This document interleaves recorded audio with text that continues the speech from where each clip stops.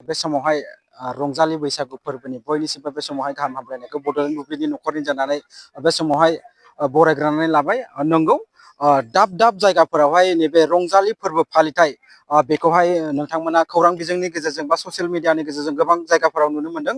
दिनैबो थिग नैबे गसाइगाव महकुमानि सिङाव थानाय कुसुगाव गामियावहाय कुसुगाव नबीनगर क्लाबनि बानजायनायावहाय बिथांमोना बेयावहाय 12थि रंजालि फोरबो फालिथाय हाबाफारि बिथांमोना खुंफुंदों। साननैनि हाबाफारिनि गेजेरजोंहाय दिनैहाय बे हाबाफारिया फैयै फैयै दिनैहाय जोबथा सानाव दिनै आगान होबाय। बेयावहायनो बिथां नबीनगर जायख्लं क्लाबनि बिथां सासे बेयावहाय दैदेनगिरि सासे बिथां दंफैयो। बेजोंनो जोङो नैबे समावहाय फंनैसो बाथ्राफोरखौहाय मिथिनो थाखाय आखायाव लादों। बिथांमोना मानि थाखाय बे हाबाफारिखौ लानाय जादों आरो बे हाबाफारिखौ मानि थाखाय लानो नांगौ बेखौ जों नैबे समावहाय नैबे बिथांनिफ्राय मिथिनानै लागोन। आच्चा, नोंथांमोना जे 12थि रंजालि बैसागु फोरबो फालिथाय दिनैहाय जोबथि सानावहाय आगान होबाय, मा बुंगोन खौरांनि गेजेरजों? नबीनगर जायख्लं क्लाब खामलायबिनि बानजायनायाव खुंगा 12थि रंजालि बैसागु फोरबो फालिथाय, बे फोरबो फालिथायखौ साननैनि हाबाफारिजों बे नबीनगर जायख्लं क्लाबनि गेवलां गेलेग्रा फोथाराव जोङो दिनै जोबथा सान, मैयानिफ्राय लानानै दिनै जोबथा सान। जे मैयानि हाबाफारि बायदियै जोङो बेवहाय गोबांथार रोखोमनि खेला गेलेनाय, स्पर्ट्सनि गेलेनाय जों हाबाफारि लादों आरो जोङो मोसानाय बादायलायनाय मोनाबिलि समाव जों लादों। बेवहाय हारसिं मोसानाय, जावजा मोसानाय आरो हानजा मोसानाय हाबाफारि लादों।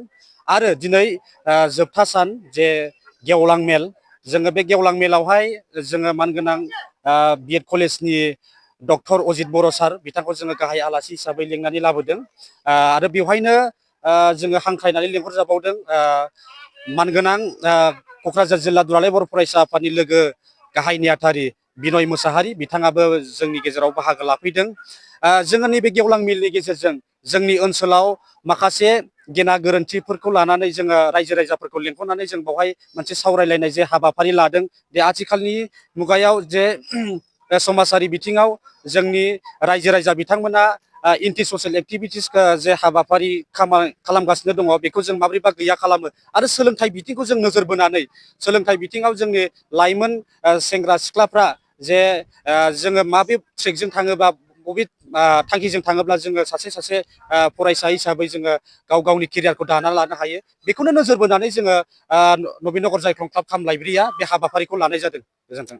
थारैनो नैबे हाबाफारि लानायनि गेजेरजोंहाय समाजखौ बा गामि ओनसोलखौहाय नोंथांमोना फोसाबनो हागोन बा साखोन सिखोन खालामनो हागोन सानदों नामा? निस्सय, जोंनि नैबे बैसागु फोरबो फालिथायजोंनो सोमोन्दो लाखिनानै जे गेवलां मेल खालामदों, बे गेवलां मेलावनो जों गोबां बाथ्रा जों सावरायनानै रायजो राजाफोरखौ जोङो मिथिहोगोन जे समाजारि बिथिङाव जोंनि जे हाबा जाखानाय जे आइजोफ्रा बा हौवाफ्रा गुबुन राहा लामा लानानै जे दस्राजों गुबुनजों खारलांनाय, बबेबा मोनसे जायगायाव खारलांनायखौ जों नुनो मोन्दों। दा बेखौ जोङो माबोरैबा गैया खालामनो हायो, जोंनि बे हाबाफारिनि गेजेरजों बे जिनिसखौ जों थि खालामगोन। आरो सोलोंथाइ बिथिङाव जोंनि लाइमोन सेंग्रा सिख्लाफ्रा गोबां बिदि जौ जुवा ड्राग्स एन्टि ससियेल एक्टिभिटिसखौ जोङो खालामनायखौ नुयो।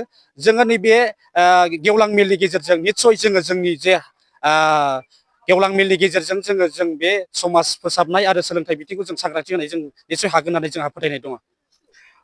बे समावहाय थारैनो बिथांनिसिम रोजा रोजा साबायखर थाबाय। बिथाङा जे गोबां बाथ्रा जोंनि सिगाङाव जे बुंलांबाय, नैबे गेवलां मेल हाबाफारि लानायनि गेजेरजोंहाय माखासे गेना गोरोन्थि जानाय ओनसोलावहाय माखासे ड्राग्स एडिक्टेड जानाय बे सोलोंथाइ बिथिं जायखिजाया बिथिङावहाय बिथांमोना मोजां खामानि मावनो होननानै नैबे गेवलां मेलखौ लानाय जादों होननानै बिथाङा जोंनि सिगाङावहाय रोखायै फोरमायबाय।